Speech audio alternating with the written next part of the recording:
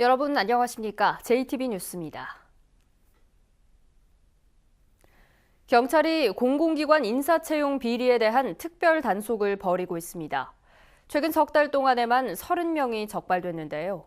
실력이 안 되는 선수들의 기록을 바꿔 체전에 출전시키고 인사 편의를 대가로 돈을 받은 공무원 등이 줄줄이 입건됐습니다. 첫 소식 정원익 기자입니다.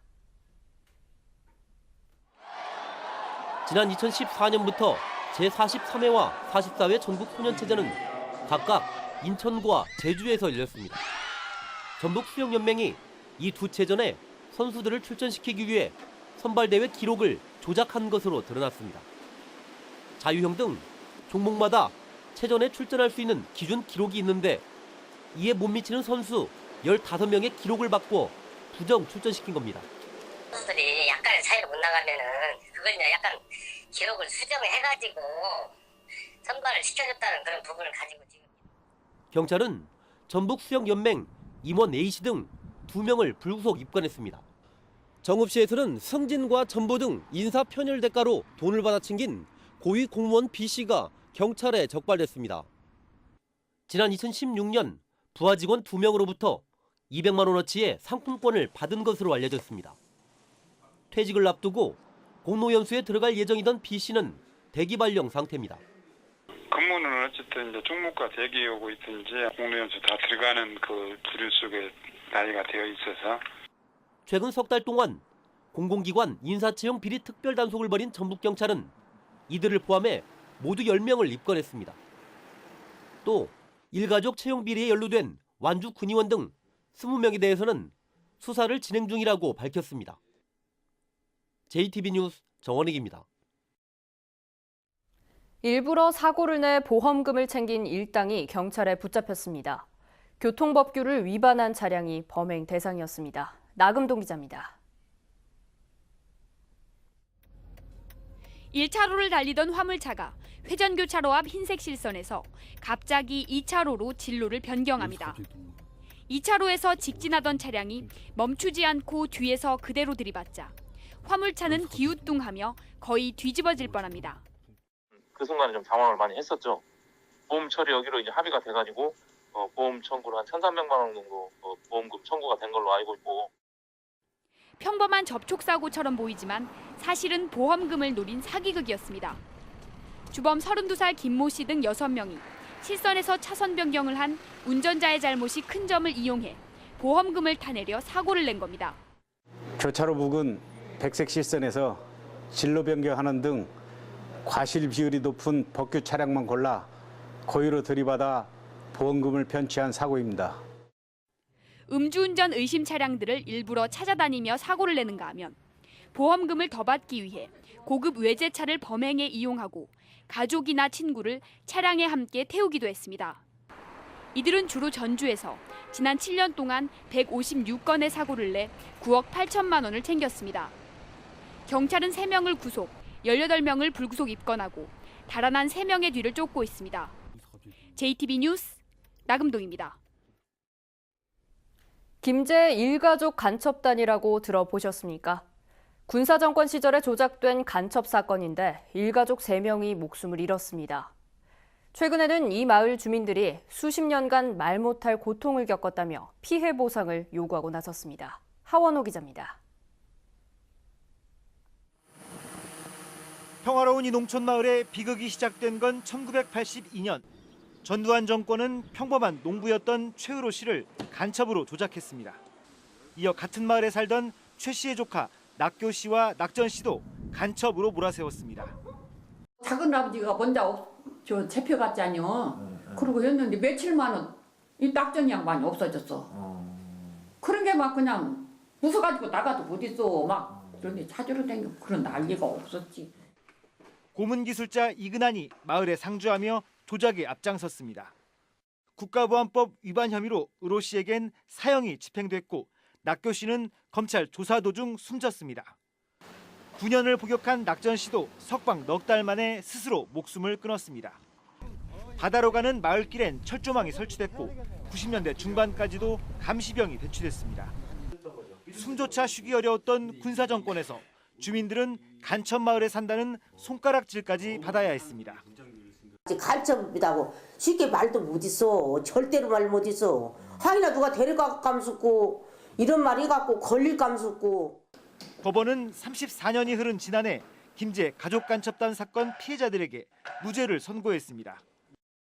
주민들은 간첩 조작으로 자신들 역시 커다란 고통을 겪었다며 국가에 책임을 묻기로 했습니다. 평화로운 마을을 국가가 간첩 마을로 낙인을 찍었습니다. 그 주민들이 34년 동안 그 고통 속에서 살아왔습니다. 이제는 국가가 나서서 냉가슴으로 수십 년 세월을 보내야 했던 이른바 간첩마을 주민들에게 국가가 어떤 답을 내놓을지 주목됩니다. JTB 뉴스 하원호입니다. 동물보호센터에서 유기견 사체가 무더기로 발견됐다는 소식 전해드렸었죠.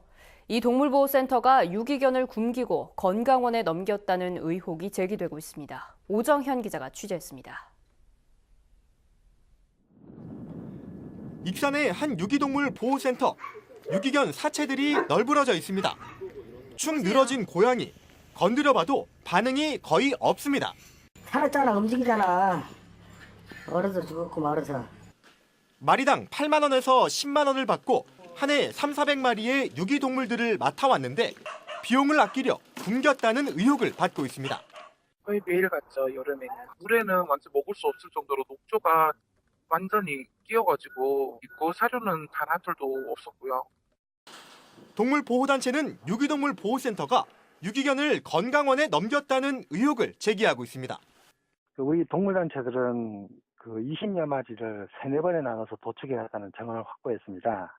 그 지인이 운영하고 있는 건강원으로 갔을 거라고 보고 있습니다. 해당 센터 소장은 보호하던 개들은 대부분 질병 때문에 죽었고 건강원에 넘겼다는 주장도 사실이 아니라고 해명했습니다. 여기 왔던 개들이 그리고 미리 질병이 와서 여기는 사료를 떨어져 놓지는 않았습니다. 이번 의혹과 관련해 유기동물 보호센터의 사료 구매 내역이 명확하게 공개되지 않아 유기견을 굶겼다는 논란은 해소되지 않고 있습니다. JTB 뉴스 오정현입니다. 바른정당과의 통합에 반대하는 국민의당 당원들이 모여 민주평화당 전북도당을 창당했습니다. 민주평화당은 6.13 지방선거에서 더불어민주당과 1대1 구도를 만들어 승리하겠다고 밝혔습니다. 송창용 기자입니다. 개혁정당, 민주의 길, 평화의 길. 국민의당 통합 반대파 당원들이 모인 가운데 민주평화당 전북도당이 출범했습니다. 전북도당 위원장에는 김종애 의원이 선출됐습니다. 김 의원은 민생과 평화, 민주, 개혁을 기치로 다가오는 6.13 지방선거에서 더불어민주당과 1대1 구도를 만들어 승리하겠다고 말했습니다. 1대1 구도를 꼭 만들어서 6.13 지방선거를 성공하는 이러한 내실 있는 정당으로 만들겠다는 것을 여러분 앞에 말씀드리겠습니다. 창당대회에는 국민의당 소속 전북국회의원 7명 가운데 김종회, 김광수, 유성엽, 정동영 의원 등 4명이 참석했습니다. 조배수 의원은 서울시당 창당대회에 참여했습니다. 김종회 의원은 조만간 이용호 의원도 합류할 것이라고 밝혔지만 김관영 의원과 함께 바른정당과의 통합 행렬에 참여할 것이라는 전망도 나오고 있습니다. 국민의당에서는 이 밖에 전북도 의원 6명과 시군 의원 20여 명, 그리고 당원 2,600여 명이 민주평화당에 입당 원서를 제출했습니다. 이들은 지난 총선에서 많은 국민이 국민의당을 지지해줬지만 안철수 대표가 바른정당과의 보수 야합으로 배신했다며 통합정당은 결국 국민의 지지를 받지 못할 것이라고 비판했습니다. 어떻게 보수 합당을 해서 국민의 지지를 받는단 말입니까? 시작부터 싹이 노랗다 이렇게 생각하는데 맞습니까, 여러분? 민주평화당은 오는 6일 국회에서 중앙당 창당대회를 열어 창당 절차를 마무리할 계획입니다. 한편 국민의당과 바른정당은 13일 통합을 완료하겠다고 밝혔기 때문에 전북의 민심을 잡기 위한 각 정당의 경쟁도 한층 더 치열해질 것으로 보입니다. JTB 뉴스 송창용입니다. 한파만큼이나 얼어붙은 경기 속에서도 이웃을 돕는 따뜻한 손길이 이어졌는데요. 그래서인지 전북의 이웃돕기 모금액이 올해로 19년 연속 목표액을 넘어섰습니다. 주혜인 기자입니다. 올해 초 91살 박정목 할머니는 면사무소를 찾았습니다. 예전부터 조금씩 모아온 1,000만 원을 어려운 이웃에게 주고 싶었기 때문입니다. 돈 없어서 공부도 간신히 가르쳤어요. 그래서 한번 면이라도 그 장학금이라도 그래서 이제 한 번이라도 하려고 그랬는데 면에 갖다 줘보라고 했더니 한국전쟁으로 남편을 여인 뒤 인삼농사를 지으며 홀로 아들을 키운 할머니는 항상 베푸는 삶을 살아왔습니다. 보훈가족으로서 국가의 도움을 받은 만큼 앞으로도 다른 사람을 도우며 살고 싶다는 게 할머니의 바람입니다. 놈이고 동무관이고 누구고 없다면 안 좋아. 마음이 안 좋아. 그래서 이렇게 한 번이라도 해보는 게 얼마나 좋냐. 이러한 도움의 손길에 힘입어 전라북도 사랑의 열매는 19년 연속 목표액을 달성했습니다. 73일 동안 74억 9천여만 원이 모여 목표액인 74억 6천여만 원을 넘겼습니다. 도민들의 작은 정성 하나하나가 목표를 달성하는 원동력이 됐습니다. 개인 기부가 52억 1천여만 원으로 전체 기부액의 70%를 차지했는데 22억 8천만 원인 기업 기부액의 2배를 넘었습니다. 올해도 전북 도민들이 정성 어린 참여로 사랑의 온도 100도를 달성할 수 있었습니다. 도민들이 소중한 성금은 우리 전북 도민이 어려운 이웃을 위해 전달하도록 하겠습니다. 한파만큼이나 얼어붙은 경기 속에서도 힘든 이웃들을 위한 도움의 손길이 우리 사회를 따뜻하게 만들고 있습니다. JTB 뉴스 주혜인입니다. 남원시가 대형 화재를 대비하기 위해 특별 안전점검에 나섭니다. 부안에서는 청년들이 돌아오는 부안을 만들기 위한 포럼이 열렸습니다. 김철 기자입니다. 제천 참사와 세종병원 화재 등 대형 화재가 잇따르면서 남원시가 특별 안전점검에 나섰습니다. 남원시는 전통시장, 대형병원 등 재난취약시설 13곳을 우선 점검하고 오는 5일부터 2달 동안 안전관리 대상 시설물 900여 곳을 살펴볼 계획입니다. 화재 잠재 요인에 대한 것을 좀 1차적으로 점검을 하고 거기서 문제가 발생될 시에는 바로 조치할 수 있도록 하기 위해서 점검을 하는 것입니다. 지역 청년들과 부안구민 100여 명이 참석한 가운데 부안 청년 포럼이 열렸습니다. 이번 포럼에서는 SNS를 통해 실시간으로 청년들의 고민을 듣고 젊은이들이 돌아오는 부안을 만들기 위한 방안을 논의했습니다. 이번 부안 청년 포럼을 시작으로 지역 청년들과 직접 대면하는 시간을 자주 마련해 청년들의 다양한 정책 소리에 귀 기울여 함께 길을 만들고 동행하는 데 최선을 다하겠습니다. 순창군이 전통장을 활용한 체험 프로그램을 발전시켜 관광객 500만 시대를 열겠다고 밝혔습니다. 학생들이 전통장을 담그고 맛보는 장독대 문화학교와 직접 담근 장을 순창에서 숙성시켜 가정으로 보내주는 장독대 분양 행사 등 다양한 체험 프로그램을 마련할 예정입니다. 고창에서 유일하게 사람이 살고 있는 섬 내죽도의 개발 사업이 속도를 낼 것으로 보입니다.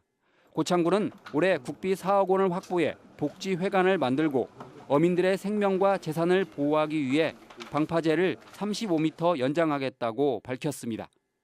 JTB 뉴스 김철입니다. 전라북도 행정심판위원회가 전주시 팔복동 폐기물 발전시설 설치업체가 전주시의 발전시설 불허 처분을 취소해달라고 낸 청구를 기각했습니다. 전라북도 행정심판위원회는 대기오염 우려에 따른 환경대책 미흡 등을 이유로 발전시설을 불허한 전주시의 처분이 적법하다면서 이같이 결정했습니다. 또한 이 업체와 이웃한 다른 업체가 소각시설 증축 불허 처분을 취소해달라는 청구도 기각했습니다. 지난달 30일 부안과 인접한 새만금에서 채취한 야생조류 분변에서 H7형 AI 바이러스가 검출됐습니다. 고병원성 여부는 사흘 뒤쯤 확인될 예정입니다. 농림축산식품부는 검출 지점 반경 10km 안에 있는 닭과 오리 농장에 대해 이동 통제와 소독을 지시했습니다. 설 명절을 앞두고 전통시장 활성화를 위해 온누리 상품권의 할인 판매율이 높아집니다. 전라북도는 오는 14일까지 개인이 온누리 상품권을 살 때 할인율이 5%에서 10%로 높아진다고 밝혔습니다. 또한 구매 한도도 30만 원에서 50만 원까지 늘어납니다. 국제로터리 3670지구 전주 풍남 로터리 클럽이 건강검진 차량을 구입해 전주 예수병원에 기증했습니다. 예수병원은 건강검진 차량을 이용해 의료기관이 없는 농어촌 지역을 돌며 주민에게 다양한 의료 서비스를 제공하게 됩니다. 전주 풍남 로터리 클럽은 예수병원이 농어촌 지역을 순회할 때 함께 자원봉사 활동을 펼칠 예정입니다. 전북 여성단체연합 등 도내 55개 여성단체가 성폭력 사건을 폭로한 서지현 검사를 지지하고 성역 없는 수사를 촉구했습니다. 이들은 검찰이 민간 전문가를 포함한 특별조사위원회를 구성해 성역 없는 수사에 나서고 검찰 내 2차 성폭력 피해를 막기 위해 전수조사와 함께 성폭력 예방 교육을 실시해야 한다고 주장했습니다. 전주지법 형사 3단독은 뇌물수수 혐의로 기소된 송정훈 전주시 의원에게 징역 3개월에 집행유예 1년, 벌금 400만 원을 선고하고 350만 원을 추징했습니다. 같은 혐의로 기소된 고미희 전주시 의원에 대해서는 벌금 70만 원을 선고하고 50만 원을 추징했습니다. 송 의원은 지난 2016년 재량사업비 예상을 편성해주는 대가로 350만 원을 받은 혐의로 기소됐고 고 의원은 지난 2015년 재량사업비 예산 편성 대가로 500만 원을 받은 혐의로 기소됐지만 재판부는 50만 원에 대해서만 유죄를 인정하고 나머지 450만 원에 대해서는 직접 증거가 없다며 무죄를 선고했습니다.